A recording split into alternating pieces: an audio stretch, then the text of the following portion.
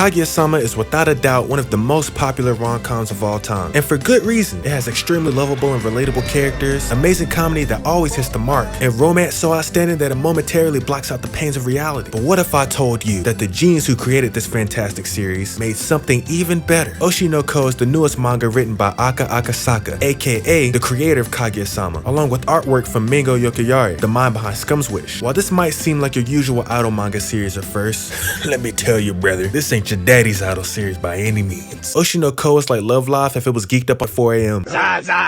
This man just said he's willing to suck old man meat to get his production popping. This is that real spiel. Oshi no Ko tackles the ins and outs of the entertainment industry with such grace and detail that it feels like you're learning along with the characters. It goes over the struggles of trying to be an actor, an idol, or even a YouTuber. This manga even follows someone getting canceled. Oshi no Ko feels like such a modern series with current problems, but doesn't come off as cringy or like it's reaching hard as fuck just to relate to the audience. It touches on real problems delicately and properly, and makes you question just how ridiculous some of the norms of the entertainment industry are. Believe me when I say, if Oshi no Ko's ending isn't pure dog shit, then we really might just have a classic on our hands. And if the anime can truly represent this manga by bringing the dark depths of the entertainment industry to the surface, Oshi no Ko can become something even greater than special. It might just become legendary.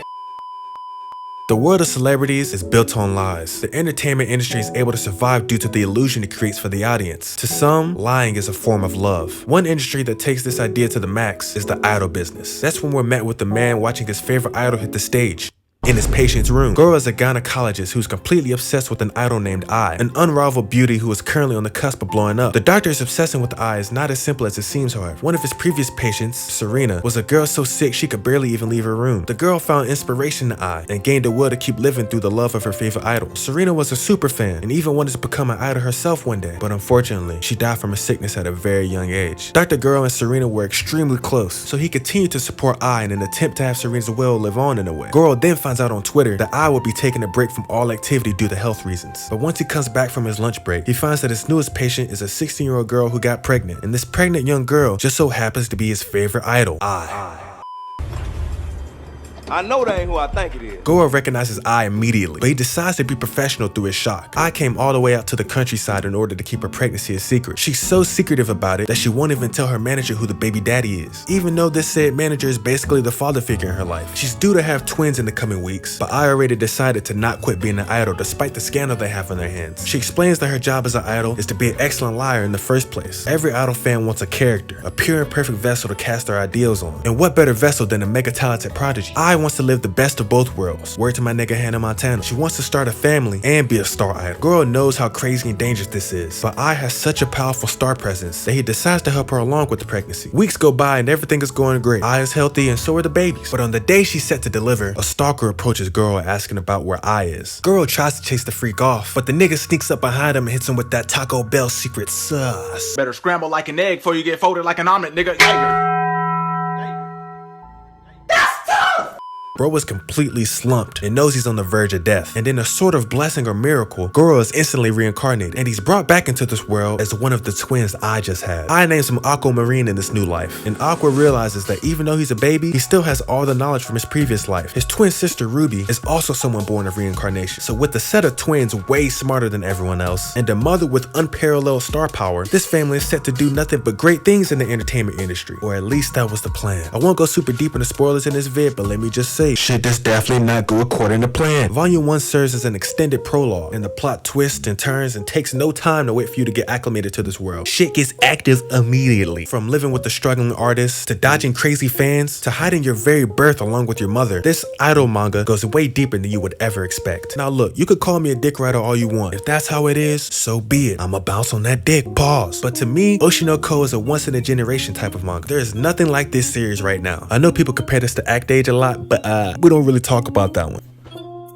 Yikes! Oshi no Ko balances multiple themes and concepts beautifully and provides ideas that really make you think. You know a manga is goated when it leaves you theory crafted. First of all, the plot of Oshi no Ko is absolutely fantastic. It goes from idol series to dark fantasy revenge to a super endearing romance. Like, it's truly amazing how this manga dives into so many different styles, but effortlessly blends them together to make a cohesive masterpiece. It's a very dark story, but not in the edgelord, I'm smarter than you, I'm 13 and this is deep type of way. This story is very realistically dark and doesn't hold back at all on the discussion disgusting and brutal truth of the entertainment industry, especially in the recent chapters. And the realistic nature of the dark moments are almost more unnerving than the fantasy scares in here. Oshi no Ko has supernatural elements, but they don't go far enough to turn this into a battle shonen or anything. They're present enough to cause a sense of discomfort and surprise amongst all the realistic issues our characters face. Due to being reincarnated as the secret children of a legendary idol, Aqua and Ruby have a unique sense of worldview. The trauma the two of them face from being the kids of an A-list celebrity mold them into monsters of their own kind, the perfect kind of monsters to be able to take over in the industry. Aqua was a doctor pushing 40 in his past life, so he approaches the darkness of this world with precision, making sure every step he takes is planned, and he tries to cause the least amount of issues possible, while Ruby, on the other hand, was still a child when she was reincarnated. So when Sis goes on demon time, she's on demon time. Consequences are nothing but a what if to her. I love the way trauma is approached in this story. It's a very mature take on how it affects people. Just because you finally shut one door doesn't mean all the problems have instantly vanished. Characters really have to take it step by step to overcome their hardships in this world. Oshi no Ko is one of those series that shines bright in just about every aspect, and one of those areas that shines the brightest is with the spectacular cast we have. Aqua and Ruby are the masters of get back game. When it comes to spinning the block for the homie, you don't have to ask them. They are already on the case. Aqua really is a go-to protag on some Kira Lelouch type shit, like bro is a genius. He's smart but not in a cringy cool guy kind of way. He's on a journey to find out who his dad is, and Aqua will pull out every trick in the book to complete this mission. Bro became a famous actor just so he could have enough industry connects to find his pops. That's next level commitment. And while Ruby didn't have nearly as much screen time in the earlier chapters, she eventually becomes a beast in her own way. Turns out she's trying to figure out who the daddy is too, and Ruby will literally do anything to get her way. Ruby is the definition of creating problems just to fix them. Pure demon time activities. I love it. Although the edgy twins are my favorites in this manga, the rest of the cast does not fall short in any way. Ai is a wonderfully multidimensional character. She's got so much going on. Lies she tells while being an idol blend into her normal life, to the point where she can't even tell her own children that she loves them, since it makes her feel guilty about if she really means it or not. And another one of my favorites in this manga is a girl named Kana, aka the best girl. Don't fucking look. If you read the manga, don't talk to me about Akane. I don't care. It's Kana, bro. It's Team Kana. I don't care. Kana grew up as an entitled child actress, but her terrible stuck-up attitude as a kid ended up burning all the bridges she would need as she grew up. So everyone sees her as this washed-up child star. And to cope with all the failures she's had in her life these past few years, she's become super self-deprecating. Even though she's still got hella bread from her child star days, she really wants to stay in the industry just because her love and passion for entertainment are that strong. And her story is one about not giving up no matter how hard things get, because you never know when things might turn around. W character, W plot, the true best girl of this series, by the way. Sometimes you need that asshole character just to get the narrative moving, and she's just a real nigga at the end of the day. Like I said, she was a child star, so she got that fucking bag on her, and she's not afraid to talk her shit. She said, look bro, shit might not be sweet right now, but you know I got that motherfucking bag on me, nigga. Got that fucking Duffy on me, nigga.